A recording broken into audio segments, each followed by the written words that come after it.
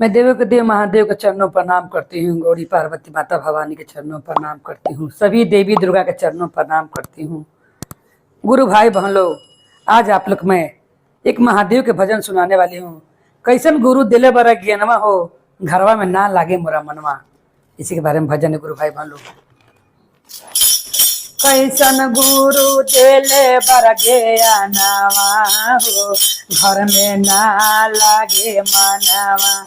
कैसन गुरु दिले बर ज्ञानवा हो, घर में ना लागे मनवा।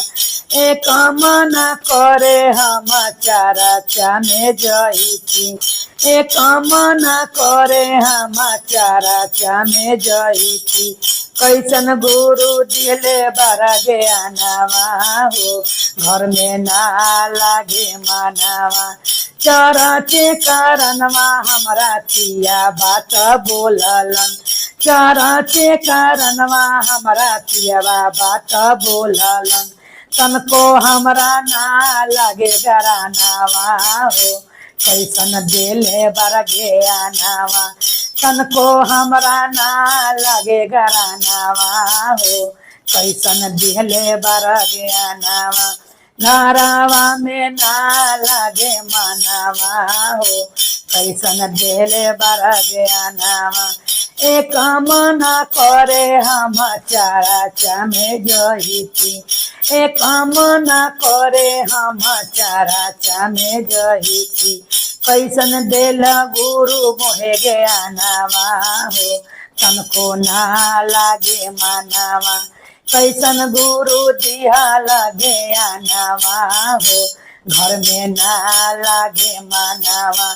चरचे कारणवा हम सासू से बात सुनली, चरचे कारणवा हम सासू से बात सुनली।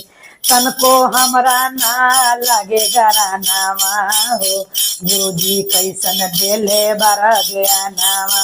घरवा में ना लागे मनवा हो, कैसन दिले बर ज्ञानवा। चरचे कारणवा हम बेटा से बात सुनली, चरचे कारणवा हम बहू से बात सुनली। तना को जे ना लगे गरानवा हो, गुरुजी कैसन दिल ज्ञानवा। तना को जे ना लगे गरानवा हो, गुरुजी कैसन दिल ज्ञानवा। हमारा घरवा में ना लागे मनवा हो, कैसन दिले बर ज्ञानवा। चरचे कारण सब सत्यन से बात सुनली, चरचे कारण हम गोतनी से बात सुनली। तना को जे ना लागे गरानवा हो, कैसन दिले बर ज्ञानवा। घरवा में तनको ना लागे मनवा हो, गुरुजी कैसन दिले बर ज्ञानवा। एक मन करे हम चरचा में जईती, एक मन करे हम चरचा में जईती। कैसन गुरु दिया लगे आनवा हो, हमरा ना लागे मनवा। चरचे कारणवा हमरा नंदी बात बोललन, चरचे कारणवा हमर देवर बात बोललन।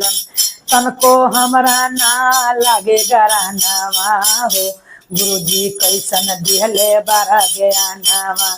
चरचे में जायला करे मनवा हो, कैसन दिले बर ज्ञानवा।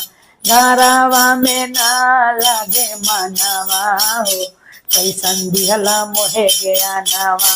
हर हर महादेव की जय।